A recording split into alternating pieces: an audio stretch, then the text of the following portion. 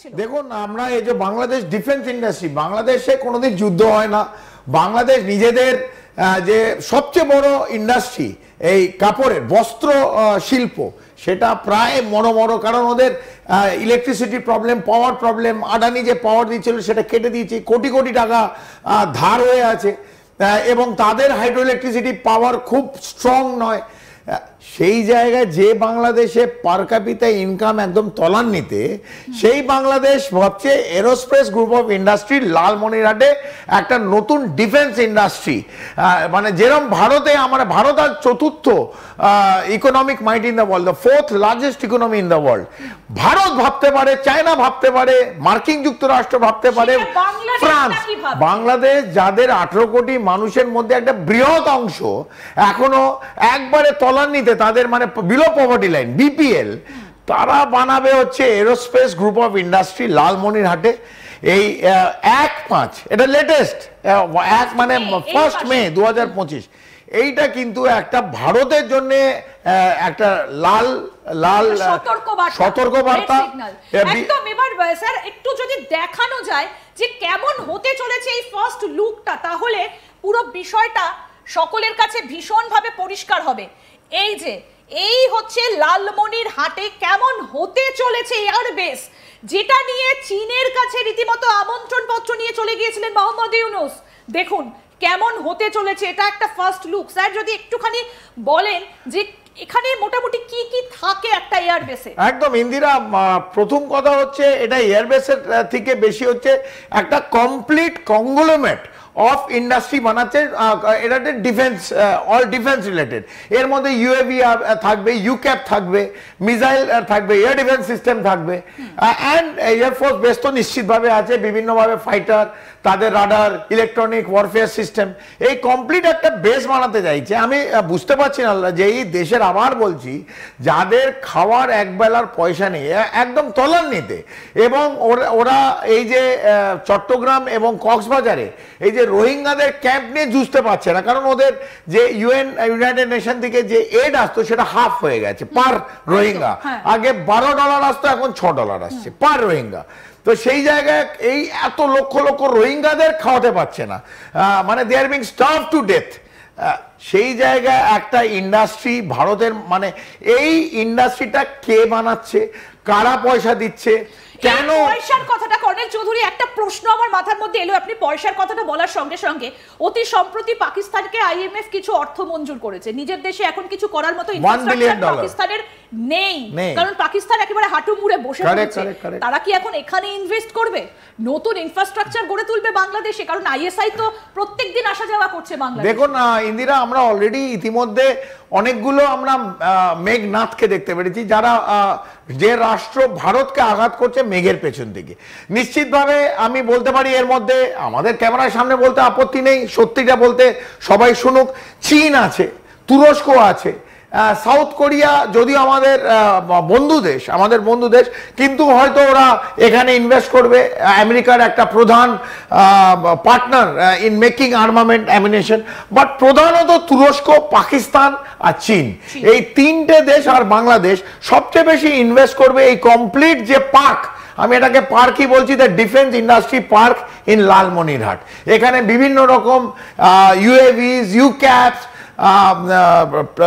Radar system, তারপর হচ্ছে আমাদের এয়ারফোর্সের বিভিন্ন ইলেকট্রনিক ওয়ারফেয়ার সিস্টেম, এই কমপ্লিটটা কিন্তু হ্যাঙ্গার, কারণ এখানে অনেকগুলো আমরা জেট দেখতে পাচ্ছি, এগুলো কি হ্যাঙ্গার?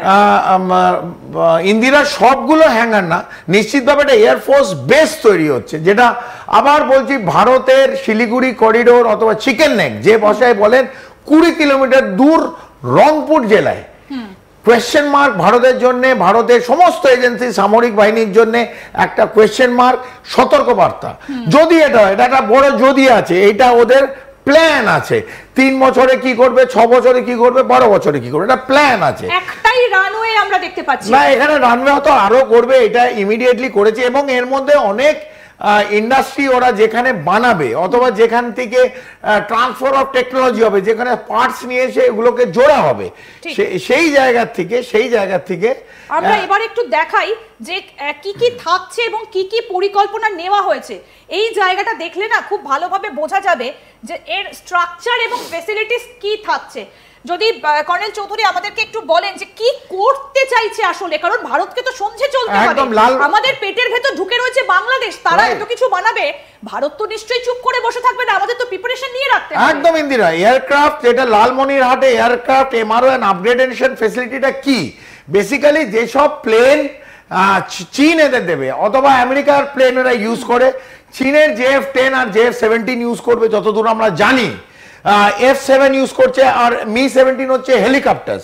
এইগুলোর মধ্যে রাশিয়ান হেলিকপ্টার এগুলো ইউজ করবে ফর আপগ্রেডেশন, যা এগুলো চালাতে চালাতে কিরকম আপগ্রেড করবে, কিভাবে এটাকে ওভারঅল করা হবে।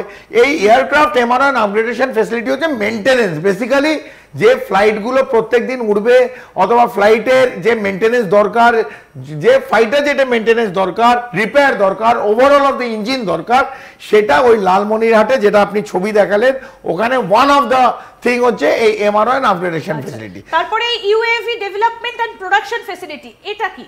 এটা আমরা ইউএভির কথা তো অলরেডি শুনেছি, এই বিভিন্ন সময় তুরস্কর ইউএভি, ভারতের ইউএভি, চীনের ইউএভি, এবং তুরস্কর ইউএভি আর চীনের ইউএভি যে কিরম ভাবে একদম কাজ করলো না আমাদের এয়ার ডিফেন্স সিস্টেমের বিরুদ্ধে, আমরা এটা অলরেডি আমরা দেখিয়েছি। সেই জায়গায় এই নতুন ইউএভি ডেভেলপমেন্ট অ্যান্ড প্রোডাকশন করবে, কারণ এখন ড্রোনের যুগ, অ্যাবসলিউটলি ড্রোনের যুগ, সেটা কিরম ভাবে অ্যাসেম্বলি করা হবে। আমরা দেখতে পাচ্ছি TB3, আমরা সাধারণত TB2 দেখেছি, মানে এটা তারও আপগ্রেডেশনের চেষ্টা। একদম ফ্যালকো আর বাইরাতকার হচ্ছে একটা তুর্কির কোম্পানি, তুরস্কর কোম্পানি। TB3 আমরা TB2 দেখেছি কিরম ভাবে TB2 কে ভারতবর্ষ অবশ্য অপারেশন সিন্দুরে ভেঙে টুকরো করে দিয়েছে, একদম টুকরো। সেই জায়গায় ওরা নতুন ড্রোন আনার ট্রাই করেছে TB3 আরো রেঞ্জ আরো বেশি এবং বেশি অ্যামিনেশন নিয়ে, TNT নিয়ে অথবা RDX নিয়ে গিয়ে আঘাত করতে পারে।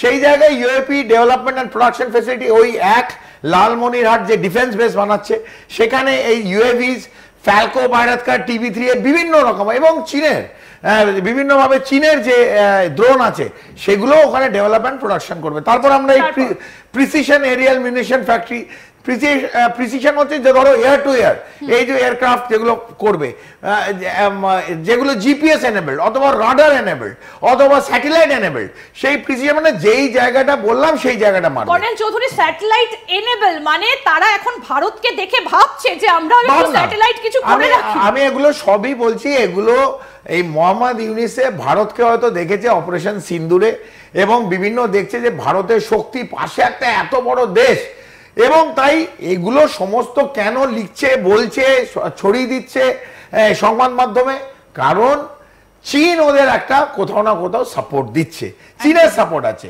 এই দেখুন রকেট